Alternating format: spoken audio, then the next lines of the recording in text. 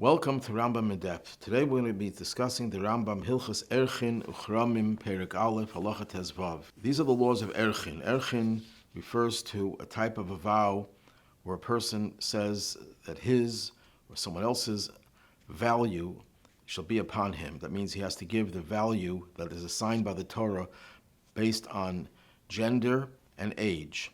And when you make that vow, you have to give that money to the Beis HaMikdash. So the Rambam in Perek Aleph Halacha Tes Vav says the following: V'katan shehigia la'einas nidarim v'herich einarda damim chayev l'shalem shehari nidarav kayamim k'mei shebi'arna b'hilchos nidarim.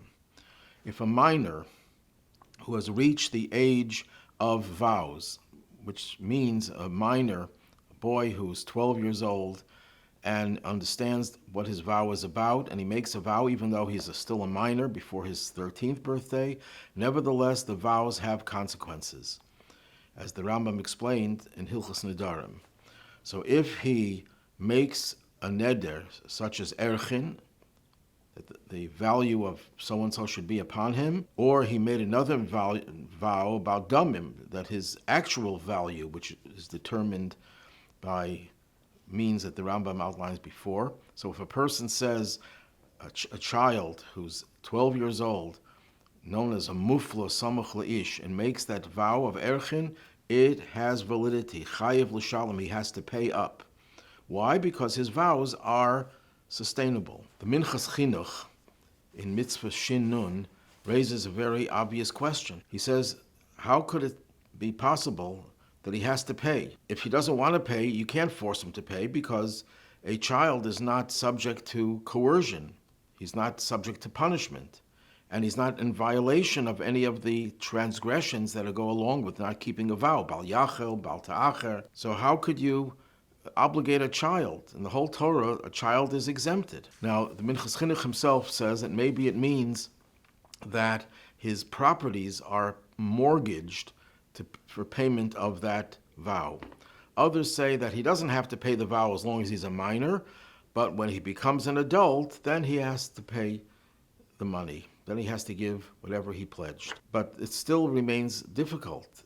If he is a katan, he is a minor, so he can't be held responsible. He can't be given an obligation because he is exempted from obligations. He's exempted from bal yachel and bal ta'acher, the negative transgressions that go along with not keeping a vow. There are those who say that the Rambam is talking about, as I mentioned before, what happens after he becomes an adult. But the question still remains, but he is still not subject to any obligation now, so why should he be obligated later on? Now, one could perhaps say there's a ritva in Shavuos. The Gemara there says that when it comes to a vow that relates to sacrifices to the Beis HaMikdash, it's valid even b'machshava, even if you think of the vow without verbalizing it, without actually saying it. And the Ritva says that even so, you would not be in violation of bal yachal and bal ta'acher. That means you have an obligation because you made a vow in your thoughts. We're talking not about vows of prohibitions, but vows that relate to the Beis HaMikdash, vows that relate to a sacrifice and a donation to the Beis HaMikdash, that is valid with machshava, with thought, but nevertheless, there is no transgression of bal yachel and bal ta'acher when you do it with thought. Only when you verbalize the actual vow, that's when all the other prohibitions come into effect.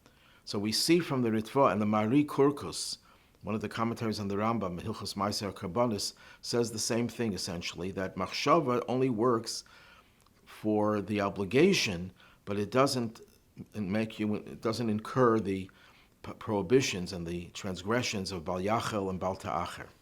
So perhaps we could say the same thing over here, that even though a katan is not the same thing as a gadol, as an adult, in terms of the obligations, there would be no transgression, but an obligation there would be. Just like machshava is not a full-fledged pledge. You do it with thought. It just creates an obligation, but not a transgression. The same thing with a child. It creates an obligation without a transgression. But the question still remains, how could there even be an obligation when he's a katan, when he's a minor?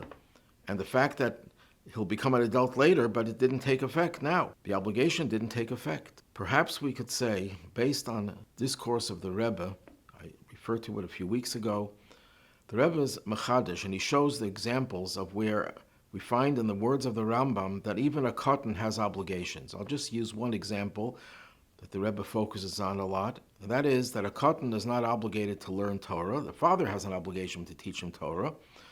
But when the katan, when he's old enough to recognize what his obligations are, then he has to learn Torah. And the question is, that Tzemach Tzedek says that it means even as a katan, even as a child, because if the Rambam meant when he becomes a gadol, an adult, he should have said k'sheyagdil.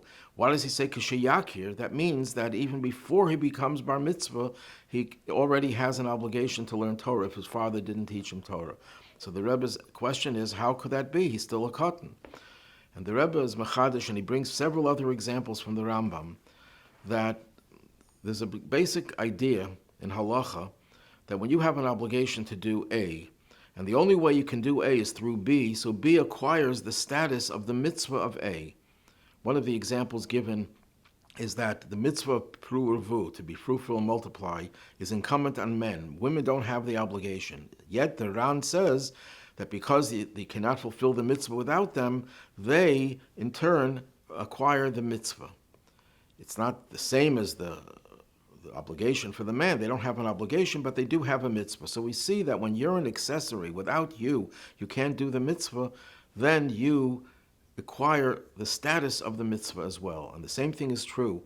Since the only way a father can fulfill his obligation is by teaching his child who's a minor, and it's not just the only way he can fulfill the obligation. That is the obligation, to teach the minor, so the minor acquires the status of the father's obligation. And therefore, when he's old enough to appreciate and able to understand what he's doing and learning Torah, he has the obligation. It's a very big chiddush, and the Rabbi applies it to other areas of halacha, to Karban Pesach, to Shifcha Charufa, which we won't go into. It's a lot of details over there. One could perhaps borrow this concept and apply it here as well. True, the katan cannot be required to do anything. He's exempted from all obligations, not just liabilities, but also obligations. But over here we see something that the Torah makes an exception over here in one way, that if he makes a neder, that neder takes effect. If the child says that this should become holy, this animal should become holy, that animal becomes holy. If a child makes a neder to make something prohibited, that becomes prohibited. Now true, he will not be punished for violating his neder, but nevertheless, the neder takes effect. And if someone else benefits from an animal that was made holy by the vow, the neder of a katan, of a minor, he would be punished, as the Rambam says in Hilchos Nedarim, because it takes full effect. The fact itself that the child has the power to bring about an effect that makes the sacrifice, makes the animal, whatever it is, makes it holy, that too demonstrates that the child has a status with regard to neder, and therefore when he makes a neder, he is obligated to keep it. And if he makes a neder that he's giving a donation to the Beis Hamikdash through Erchin, chayiv l'shalom, he has the obligation even as a child. True, he won't be punished if he doesn't do it. True, it might be true that they can't even mortgage his property. That could be true as well. But the obligation he definitely has, and as soon as he's old enough to appreciate what he did, and if he's 12 years old, that means he's old enough, he understands what a neder is all about, he has the obligation to pay. In other words, just like we say that if the child is the source of the obligation of the father, so the child acquires some of that status as well, we could say the same thing if the child has the status himself with regard to making it holy, then he also has the status, the obligation to pay up.